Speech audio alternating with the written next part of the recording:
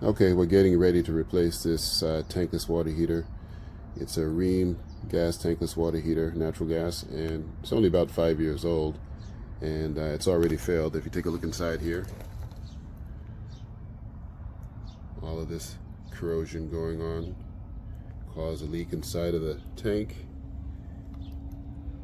and this home doesn't have a water softener, which is rule number one. If you are going to be putting in a tankless water heater, it goes hand in hand with having a functional quality water softener.